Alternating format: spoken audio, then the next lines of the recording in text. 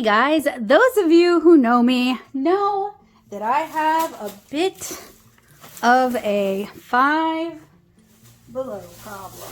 Most of the time I can keep it in check because they don't really introduce a whole lot of new things. But I went today on a whim and I wanted to show you guys some of the goodies and the baddies that I found while at 5 Below.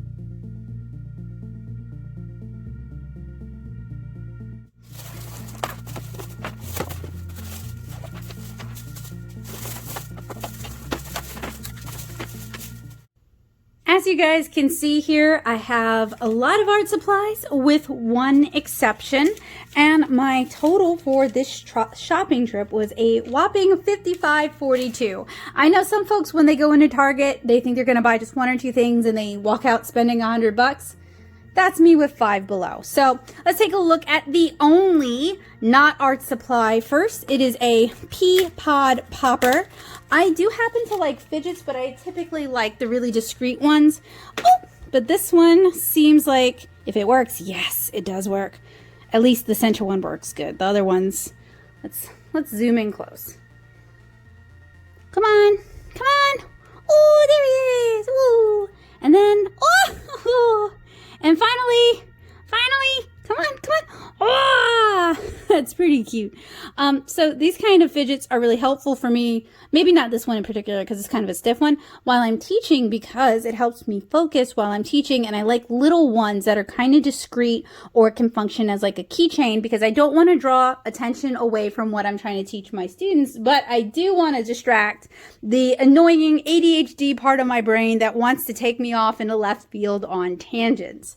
So the rest of this is all art supplies. It's been a while since we've done a 5 Below anything. I have two kits that I thought looked interesting. One of them looks more interesting than the other.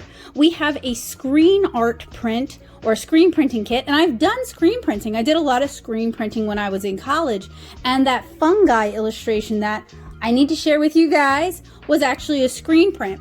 Is this going to be anything like regular screen print? Absolutely not. But I thought it could be fun, and I also thought it might help inspire me to get back into screen printing and to try some other screen printing things. It may also be something that we can scale for Art Squad if it works, not by buying a bunch of the You Create kits. That would be way too expensive, but rather by buying some of these things in bulk and parceling them out for the students. So I'm excited to try this one out. I'll probably do this on camera, but probably not as a live stream. Now, what intrigued me about this is probably not worth the money, is the little heat pin that comes with this. So usually heat pins are pretty expensive. A few years ago, I was hanging out with my friend Kabocha, and she picked up one of those quill heating pins, and we played around with that. I actually thought this was going to be adhesive, not heat. So it kind of justifies the price point a little bit better, but I'm mostly just interested in drawing cute things with a heat pen, heat gun, whatever. All right, so these are going to be used in my fair or convention table display. I'm not even going to use the notepads with this, and I was just going to have like art or information up on these. These are the sort of things that I use pretty frequently, and in the past I've purchased them in bulk. So I think those will be handy. They will get some use, and I will actually use the notepads just separately for other things. So that leaves us with the Just Art supplies. So they did have some new things in their art section. Generally, when I go to 5 Below, it's all the same things that I've reviewed or talked about or done videos about or mentioned in shorts or whatever several times. But this time, they had a few different things that I thought were worth checking out. So first off, they have two watercolor paints. I have actually reviewed 5 Below watercolors before, and I'll link that down in the description and in the cards, but this is a different set. Do I think it's going to be good? No, I don't think it's good. At $5 for 24 watercolor paints, it's not going to be good, but I think it'll be interesting.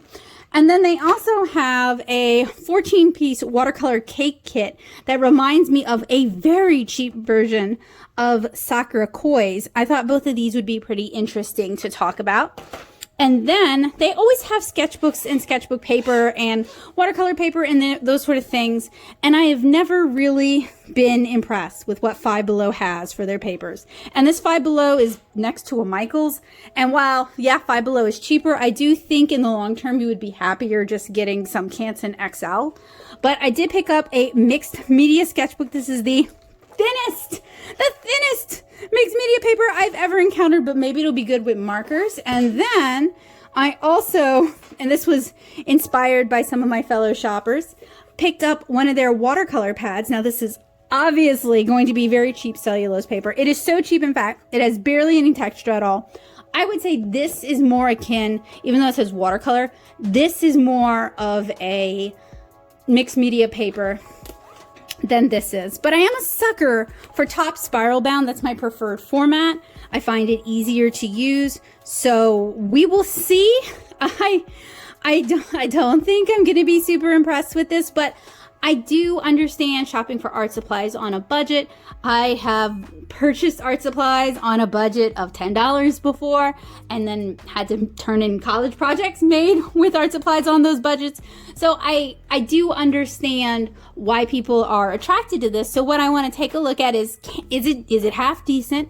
Can it be used? If so, what is it best suited for? And is it better than the cheap competitions like Canson XL? So that's really what I'm looking for. I'm not looking to like just rag or drag on it or just make fun of it. I just want to see how viable it actually is, because I know that a $5 price point is what a lot of people have for art supplies, and that's what they got. So we also have, I've talked about their alcohol markers before, and I actually thought these sets were not bad. So what I want to do is I want to do a challenge where I show you guys how we can use a monochromatic set and a rainbow set to create kind of a rendered illustration. So I'm going to do kind of a lot of the undercoloring with the grays and then add my color on top of it. And I thought that would be a lot of fun because it's a good way to extend if you have a limited number of colorful markers, it's a good way to extend what you have and make it seem like you have a wider range of color and a wider range of shades than you do. So these are going to go towards tutorials, and I wanted to go with something inexpensive because I know a lot of people, this is what they're going to start out with. This is what they're going to have to begin with. So I thought these would be fair, and then I can donate them to my local library so that other people can get some use out of them.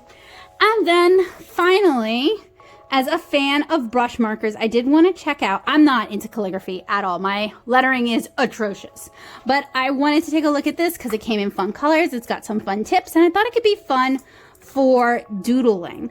So that kind of wraps up my 5Below haul. I do like going about once a year, checking out what they've got that's new, what might be useful for you guys, what might be worth passing on, because if you end up buying art supplies you don't like, art supplies that fight you, or art supplies that make you unhappy, or you just can't make the kind of art you want to be able to make, you can't follow along the tutorials, you can't get it to do what it's supposed to do, then it's very likely that it might chase you out of making art altogether or discourage you so much that you give up on art. And I want to help you guys make art a habit. That is a goal of mine here on the channel. That's why I teach art classes. That's why I teach here on YouTube.